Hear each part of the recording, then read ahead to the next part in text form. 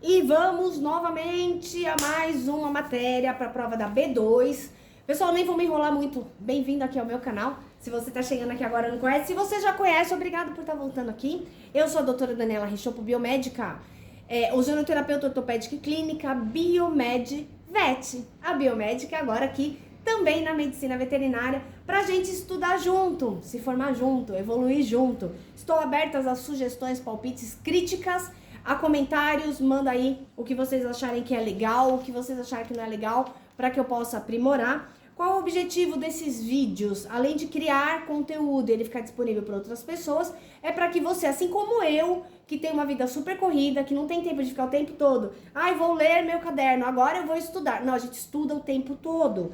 Então, para você que também passa por isso, vai tá disponível, né? Eu faço os vídeos para que você possa ouvir o conteúdo, ainda que você não possa estar lendo no seu caderno, no seu material de estudo. Então isso facilita, e eu faço isso, tá, gente? Eu fico, tem hora que eu não aguento mais ouvir minha voz, porque eu gravo o vídeo, então aí eu já tenho todo o material para estudar em momentos que eu não posso parar para ler. Dirigindo, eu jogo no multimídia, em casa eu jogo na televisão para eu ir ouvindo, então eu tô aqui trabalhando, fazendo algumas coisas e tô sempre estudando, isso ajuda bastante, tá? Então, seja bem-vindo. Hoje a gente vai falar de sistema respiratório.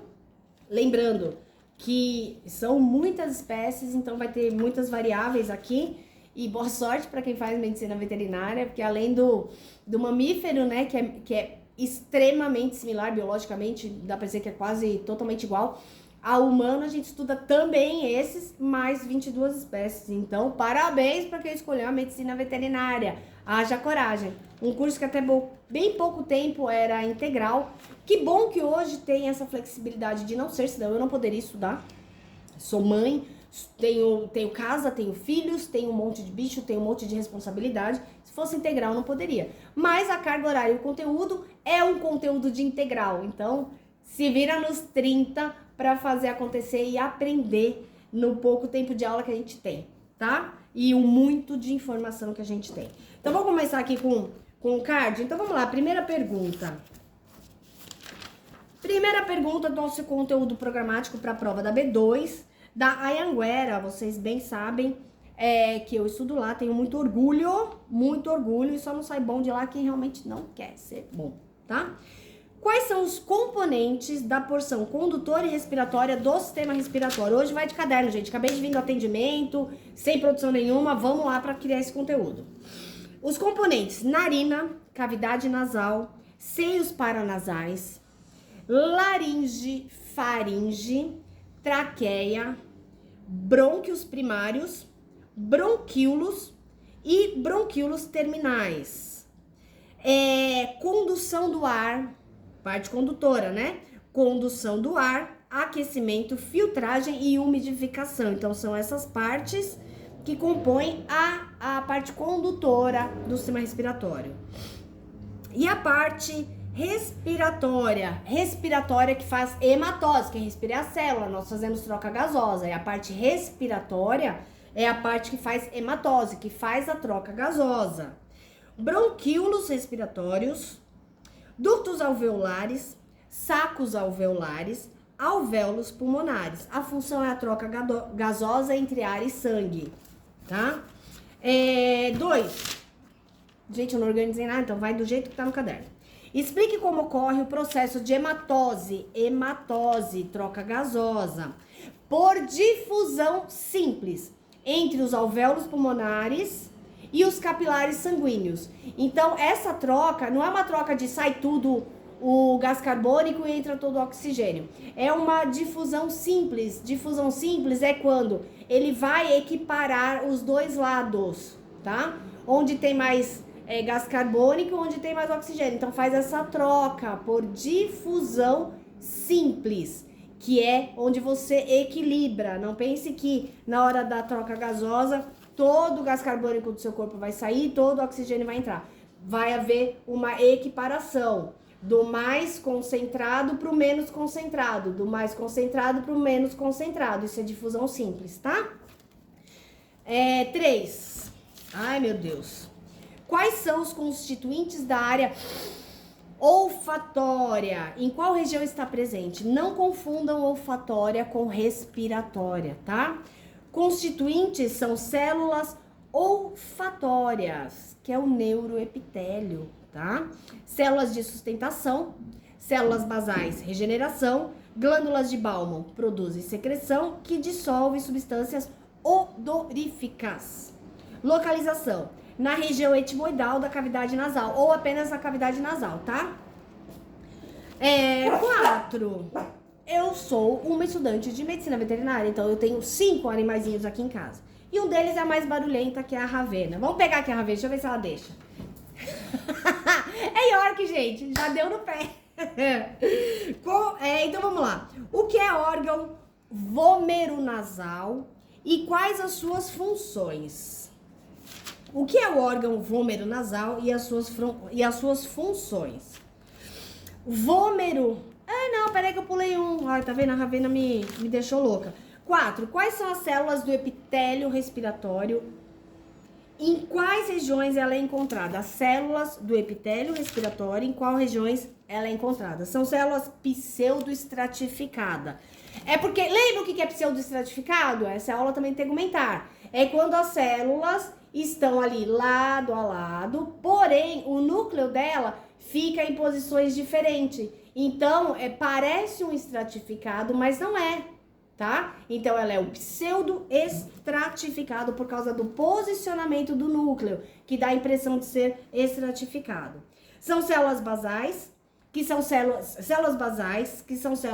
cilíndricas ciliadas, células calciformes secretoras de muco, cavidade nasal, estão na cavidade nasal, seios paranasais, traqueia, brônquios e bronquíolos. 5. Agora sim, o que é o órgão vômero-nasal e quais as suas funções? Vômero-nasal é uma estrutura sensorial localizada no septo nasal, de cães, gatos, equinos e bovinos. A função é detecção de feromônio, comportamento sexual, territorial, resposta de Fleming. O vômero nasal é um órgão, é uma estrutura sensorial. São aqueles 2 buraquinhos que eles mostram. Já sabem qual é, né? Já estudamos todos eles aqui, é só para lembrar, é um roteiro de estudo. O que é divertículo nasal? Em qual espécie doméstica está presente? O divertículo nasal é a narina falsa. É quando no equino tem um buraquinho lá no fundo, que é uma narina falsa. Quando você vai passar uma sonda ou alguma coisa, você tem que tomar cuidado para não enfiar ali, tá? Porque é um fundo falso. Ele serve para uma reserva de ar. Como o animal ele precisa de desempenho para correr, biologicamente esse desempenho também veio com essa parte, como é que chama mesmo? Esse divertículo nasal, que é um fundo falso onde ainda consegue entrar mais ar e ajuda também na dilatação da narina para entrar mais ar, tá? Então vamos ler o que eu escrevi. É a narina falsa, é uma cavidade de fundo cego, serve para ampliar a dilatação da narina, permitindo maior captação de oxigênio, porque além de ampliar mais, ainda fica com fundo falso para entrar mais, tá? 7. Quais são as cartilagens da laringe e diferencie? Vamos ver. Cartilagens da laringe. Epiglote, tireoide e circoide. São ímpares, tá? As cartilagens ímpares são epiglote, tireoide e cricoide. A epiglote, ela é flexível e elástica. Ela fecha a entrada da traqueia para conduzir o alimento em direção ao esôfago, tá? Ela tem que fechar, porque senão você aspira o alimento. Então, a epiglote, ela é flexível e elástica e ela serve para fechar a entrada da traqueia para conduzir o alimento para o esôfago. A cartilagem tireoide, não confundam com a glândula. Tireoide, ela forma o assoalho da laringe. E a cricoide tem formato de anel, parte mais rígida e ela é caudal, tá? Cartilagens pares, eu não sei porque eu pus cartilagem ímpar no par, que eu não vou saber explicar. Aritenoides, que é o controle da abertura da glote, movimentação das pregas vocais, tá? 8. Diferencia as estruturas presentes em brônquios e bronquíolos.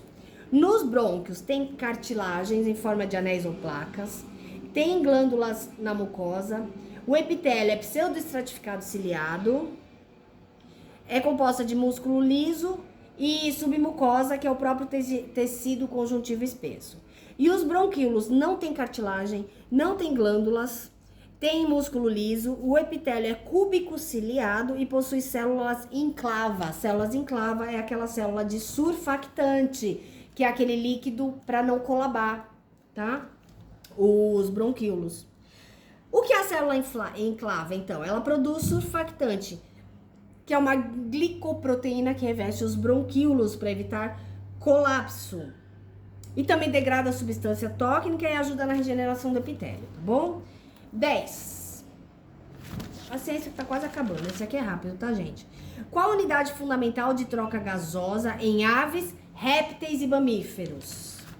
Então, 10 são os alvéolos pulmonares nos mamíferos, o capilar aéreo nas aves e o favéolo nos répteis. Próxima. Aqui. Quais células estão presentes nos alvéolos pulmonares? Quais as funções de cada um? Se eu tô falando nos alvéolos pulmonares, eu tenho que lembrar de toda a anatomia, biologia e morfologia dos mamíferos. Então, quais células estão presentes nos alvéolos pulmonares e quais as funções de cada célula? Então, vamos lá. Célula dos alvéolos pulmonares. Pneumócito 1, que é a troca gasosa e revestimento do alvéolo e troca gasosa. Pneumócito 2, que produz surfactante, que são células septais. Reparação do epitélio e produção de surfactante. E macrófago alveolar, que serve para limpeza. 12. Qual órgão fonado nas aves, de aves e de mamíferos? Das aves é a siringe. Das pregas vocais ou cordas vocais, ou melhor, a laringe é dos mamíferos e também dos répteis. Sim, répteis fazem barulho. Isso foi uma dinâmica legal na sala, porque todo mundo tentando imitar o barulho de um réptil. Gente, fazer medicina veterinária é muito da hora. 13. O que são sacos aéreos? Quais são os tipos encontrados na maioria das aves? Então, são estruturas ligadas aos pulmões, responsável pela captação e reserva de ar inalado. Não faz troca gasosa, só capta e armazena. Tipos, na maioria das aves, são 9, sendo 2 sacos verticais, um clavicular, dois sacos verticais, um clavicular ou intraclavicular, 2 torácico cranial, 2 torácico caudal e 2 abdominais. Quando eu faço cranial é em direção ao crânio, caudal em direção à cauda. 14. Quais são as células marca-passo do coração?